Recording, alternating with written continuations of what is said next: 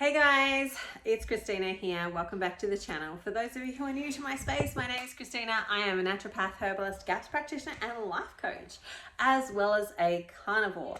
And in this space, I talk about all things carnivore, as well as health and anything else that kind of comes up. So today, one of the things that I wanted to talk about was this whole sort of thing that I see happening in social media where it's kind of like there's the fors and the against, and that is to do with fat shaming and thin privilege and all of the stuff in between. So on one side of the camp, I actually see people who are overweight trying to normalize being overweight and to try and counter some of the stereotypical stuff that's actually happening in that space where there's a lot of shaming and blaming and so on that's happening. And they're doing, some of that is really actually good in the sense that what they're really trying to do, or what I see many of them trying to do, is actually to break this stigma that just because you are fat, you are a bad person, that there's something innately wrong with you because you're overweight, that you are completely unhealthy, and so on and so forth.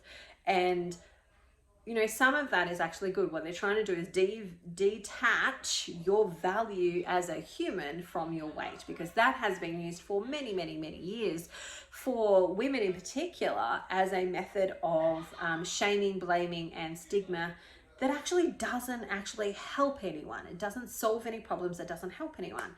Now, there are also some negative things with that, is where we're trying to almost like allude to being overweight as not being unhealthy. Now, what I really want to do is specify that I'm not talking about people who are actually like a really good weight for their size, but their BMI might be out. Like they might be different to their BMI, right? But generally, you know, healthy, good. They're not carrying necessarily any extra weight. Their bloods are really good. They're, within what is actually a normal range for their body, and they're, you know, for them, like, you know, and all of their health markers are really good.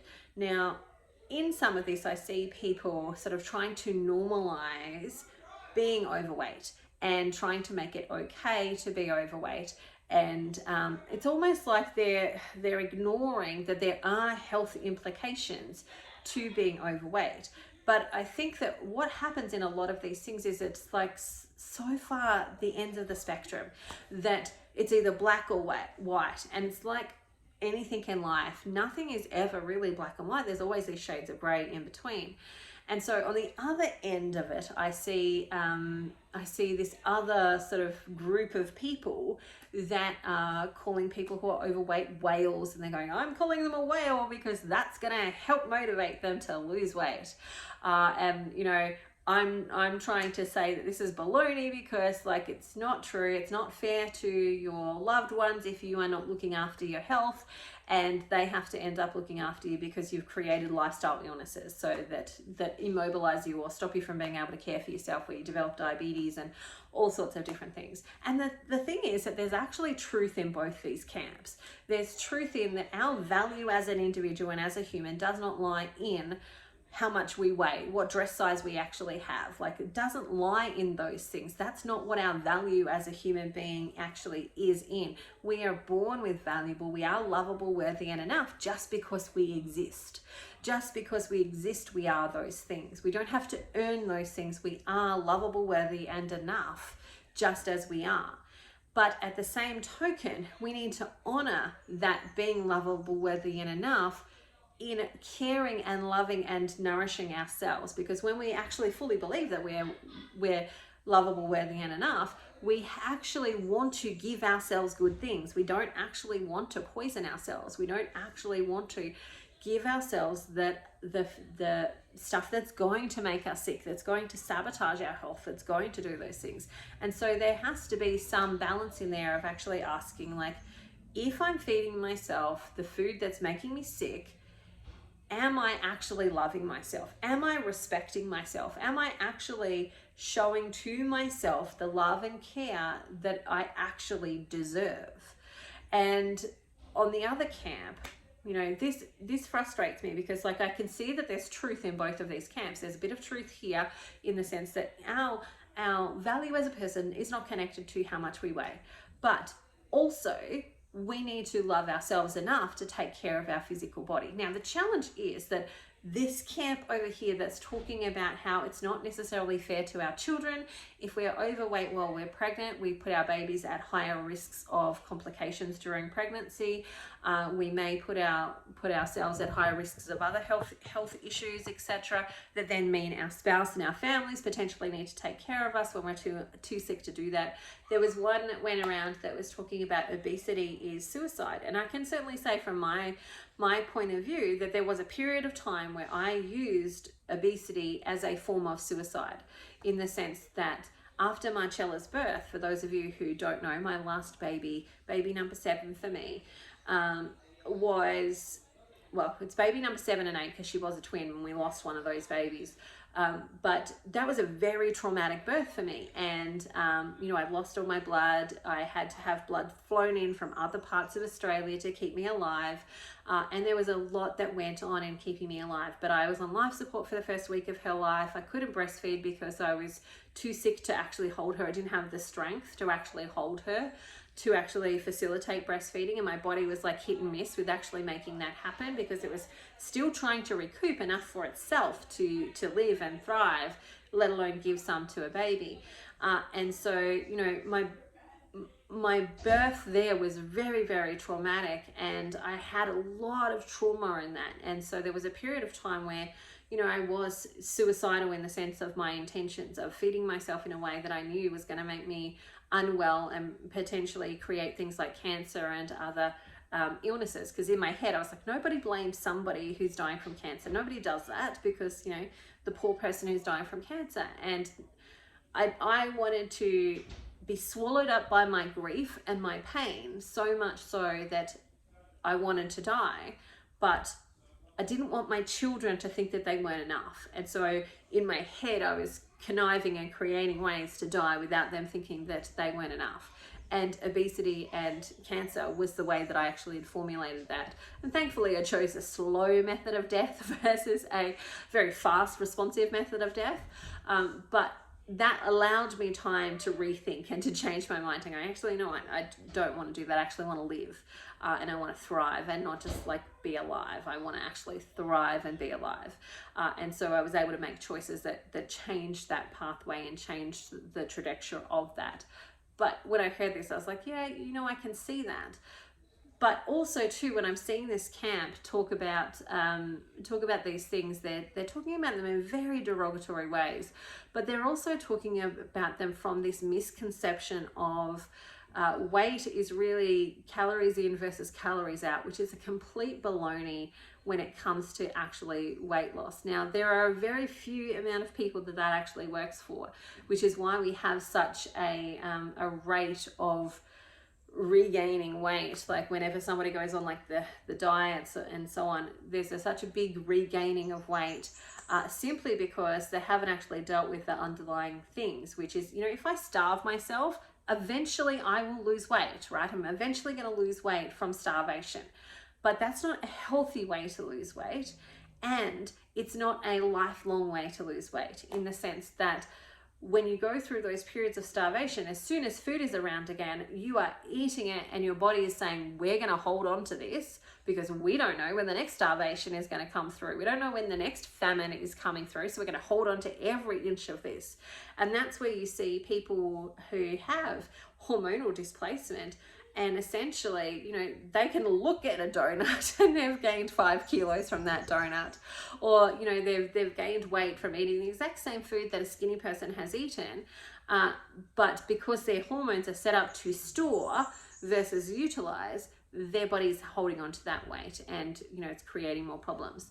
And so I think the challenge is, I feel really torn in these conversations, because I see both sides. I see that we need to remove some of the trauma that comes from being overweight because of the name calling, the stigma, all of the other stuff. Like one of these things that I was watching the other day on YouTube, essentially they were talking about, fat shaming and all of that type of stuff, but they were talking about it from the point of view of like, you are the reason, you can do something about it. But what they're missing is that there is a massive disconnect between the education and really what is happening. What I mean by that is that when we have a world that is essentially set up so that it makes it incredibly hard to be healthy, because you've got the food industry that is marketing to parents and to children food that is crap. We've got an education system that's talking about food in a way that is actually designed to make you sick. If you eat a lot of grains, which is the basis of most food pyramids, like, you know, the government food pyramids, if you're eating a lot of those grains, then you are essentially setting your system up for metabolic disorders. You are setting your system up for metabolic disorders. And we've got the fat at the top, and we've got, like, you know, it's all out of whack, right? And really what many of us actually need is a high fat diet. Not always high fat. Sometimes we need moderate to medium amounts of fat, just depending on the individual. But we actually often need a lot more fat than what's been advertised in these guidelines. And we don't need the grains and the sugars nearly as much as what they, like, I don't eat any of those, okay? So, but we don't need those nearly as much as what they're actually being advertised. And the whole thing needs to be flipped on its head. And there's a really good carnivore sort of food pyramid that's going around at the moment, which I think is actually quite good. But you've got to remember that the whole education system around food is designed to make you fat and sick. The whole food marketing industry is designed to make you fat and sick. The whole system around big pharm and agriculture is designed to pump out as much food but less nutrients as possible, so that you end up eating more food and becoming fat and sick. Like, the whole thing is designed to make you fat and sick. And then on top of that, you have all of this emotional, mental stuff too. So for example, when you get called particular names like whale or fat or this or ugly or whatever, you then use that as a method to go, I am this, I am a whale, so therefore I cannot be anything other than this. And so therefore that creates a subconscious pattern within your brain where you are trying to fulfill the belief that you have. Now, I'll give you an example. When I was little, I was the youngest of 5 children in our household. And for me, like, you know, I was like cute and all of the things, and I wanted people to tell me I was cute and all the things. And so I would ask the question, do you think I'm pretty? And, you know, one of my siblings would return that answer with, yeah, you're pretty ugly. And I took that to heart, in the sense that I gained the label and I took on the label of I'm pretty ugly. And so I took on the label of pretty ugly, and pretty ugly version of me would subconsciously sabotage anything that would make me pretty.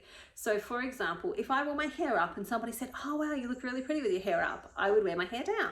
Not consciously. I didn't consciously go, oh, I need to like do that. But it was subconscious pattern, because I took on the label of I'm pretty ugly. So if I'm pretty ugly, I can't be pretty. So if you tell me that something is going to make me pretty, I'm going to damage that or do something against that subconsciously, because that doesn't match my belief system with who I am. And so like one scenario I remember, my mum said to me, oh, it'd be really nice to have your nails done for your brother's wedding, because my nails were quite good at the time. I hadn't, you know, like been chewing them or doing any of those things that made them yucky. And she said, like, if you keep them nice until the wedding, your auntie will do them for you. And they will look pretty. And I then immediately after that just cut off all my nails. Like, I bit them off, I cut them off, essentially just got rid of all my nails so that they wouldn't be pretty and my auntie couldn't do them. Not that I didn't want my auntie to do them, but it was the subconscious triggering of that will be pretty, and my brain going, I'm not pretty, I'm pretty ugly. And so I did the thing that would make me pretty ugly, that would, you know, bring around the ugliness. The same as when people would say to me, oh, you'd be so pretty if you were skinny. And that then would mean automatically I'm going to put on another 2 kilos or another 5 or whatever, because I can't be pretty. I have to be pretty ugly, because that's the label that I have. And so when I'm hearing these conversations, I'm hearing the people on the camp of like removing fat or removing weight as a part of their identity, of who they are and their value as a person, removing that, going, oh, I wish you knew that there was a way to nourish and love yourself that meant that your body and your physiology came into alignment.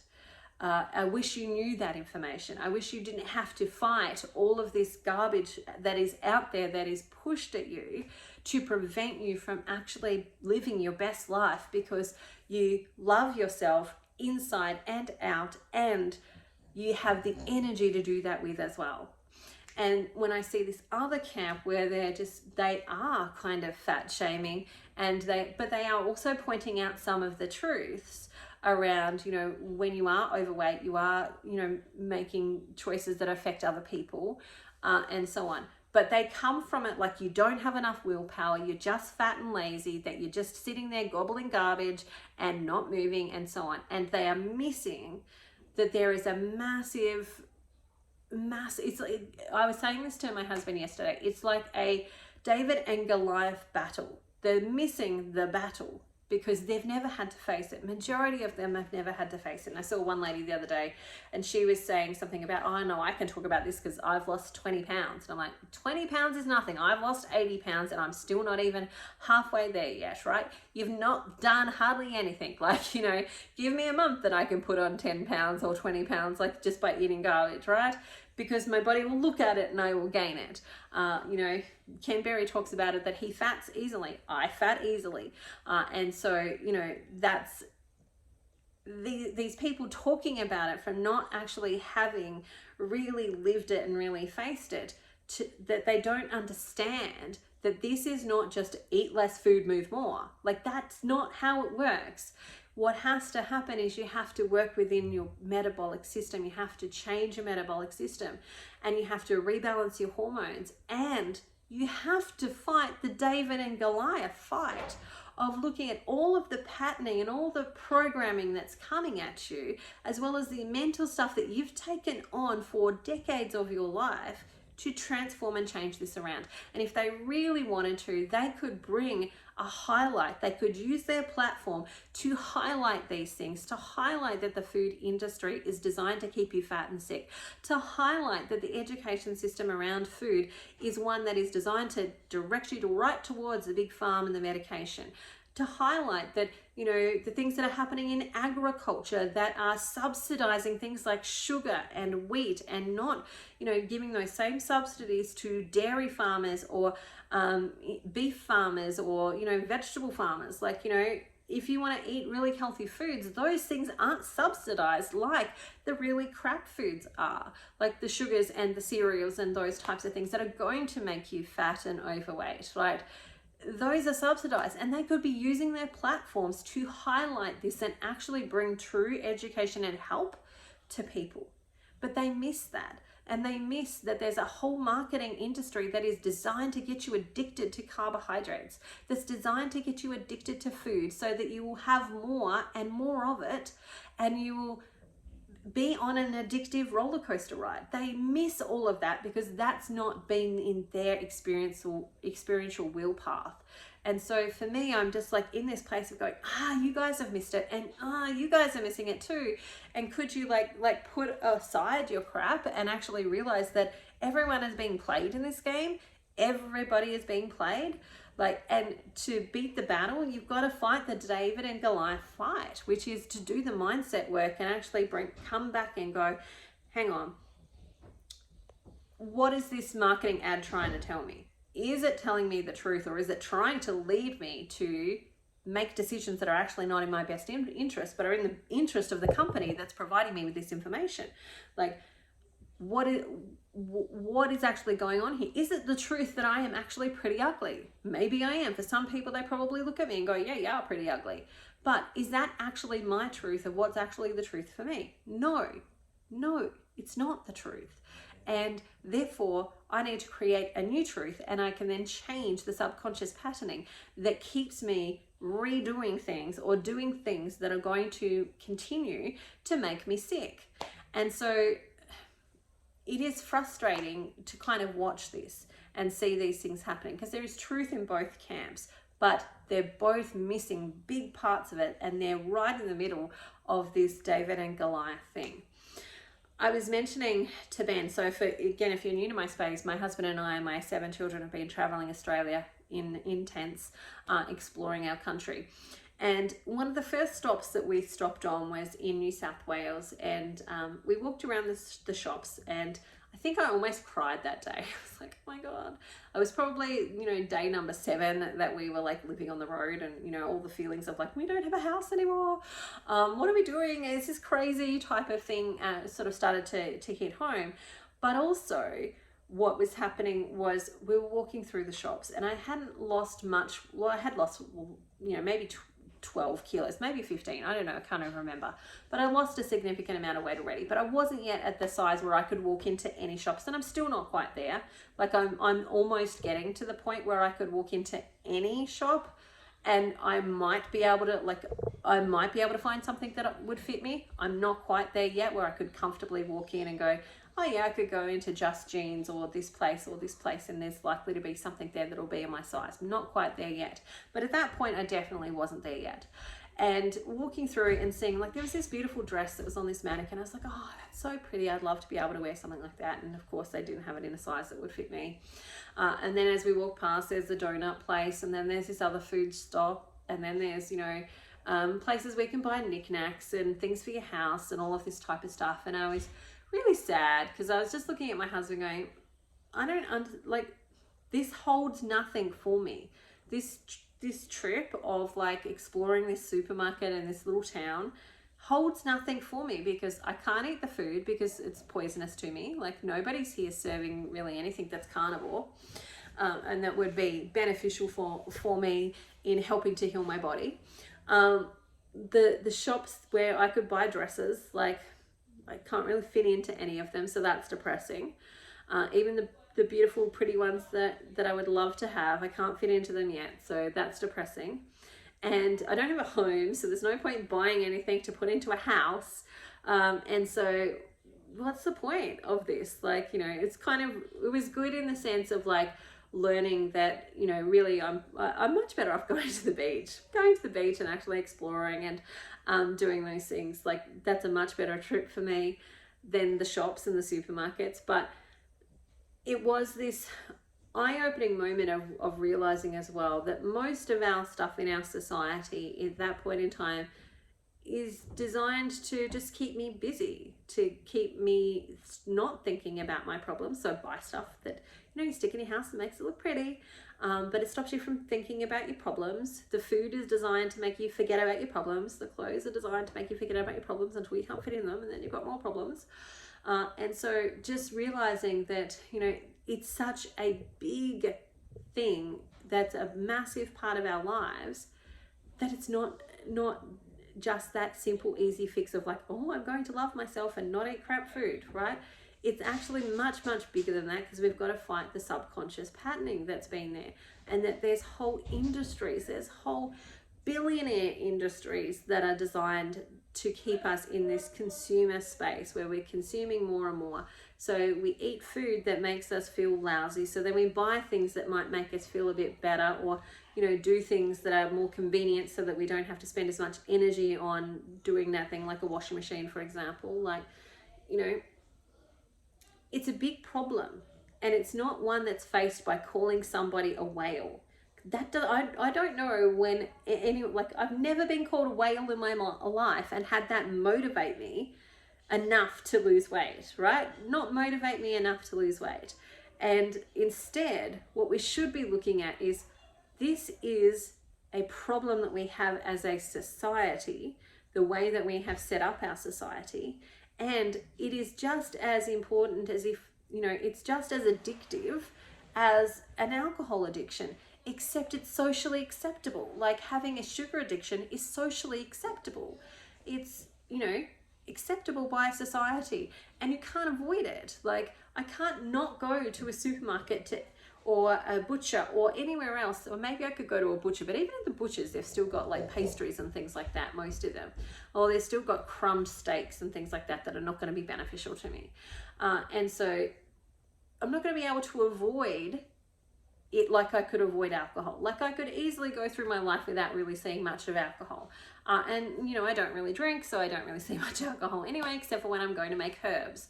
And so that's different when it comes to food, because food is everywhere, it's prolific, And, you know, there's like, just even driving down the highway, there's like 10 different things of like KFC, McDonald's, Hungry Jack's, like this restaurant, this hotel, you know, there's advertisements and billboards all along the roads as well. So you can't even drive without seeing it. And so it's prolific. And I think that what I would love to see is actually people realizing that this is a much more complex issue than just eat less food, move more. Because it's not that people are lazy. Like, they don't understand that when you are overweight, it's exhausting. It's exhausting just doing basic things, because you're carrying around, like, say, you know, I'm looking at some of these people, like Matt Walsh has talked about it. There's a black YouTuber that talks about it. There is the Pearly Things, she talks about it as well. And you know, when you're like, say, 70 kilos, right? There's a certain amount of energy that's used to do an activity. If you are 140 kilos, you've got to have almost double the energy to do that same activity, because you're carrying 70 kilos of weights on your body. And that is exhausting. And then you feel tired and you feel lethargic and you feel unwell. And so it gets harder and harder to do things. And that is why when I'm working with people, I don't usually start with exercise. I usually start with food. Let's start with getting the food right and starting to fill you up. Let's fill you up with all the good stuff, so that as you start to feel better, you naturally want to start to move more. You naturally start to want to do stuff, and you naturally want to start to improve things, and you have the energy to do that with. And this is really missing from these bloggers and these people who are talking about it, or vloggers, whatever you want to call them. It's missing from them because they're not looking at it from, this is a massive, like, there's multiple different targets here. There is the food industry, there's the farming, agricultural industry, there's the government aspect, there's the government guidelines, there's the medical industry, there is all of these people that profit off of people being overweight and fat. So why would they give up a percentage of their shareholders, or a percentage of their stock, or a percentage of their profit to educate people on how not to be, and to give them good, accurate information around that, and all of the other psychological stuff that goes on in the mind? Like, that's where the battle is. The battle really is in the mind, and being able to see through the marketing and see through the social stuff and the cultural stuff, and to be able to go, no, I'm coming to the table because I want to be at the table, not because I want to eat the food. Like, the food is the vehicle that brings people to the table, but I'm coming because I want to be here to engage with the people here. And I might not eat anything off this plate, but I'm going to talk and connect, and I'm going to use this as a method to do the thing that is the objection of coming to the table, which is connecting with the people. And it takes a lot of willpower and mind and support to do that. And the name calling and sledging and slinging doesn't solve any of it. All right, that's my take. I hope you have the most amazing day ever, and I will talk to you again soon. Bye for now. See you later.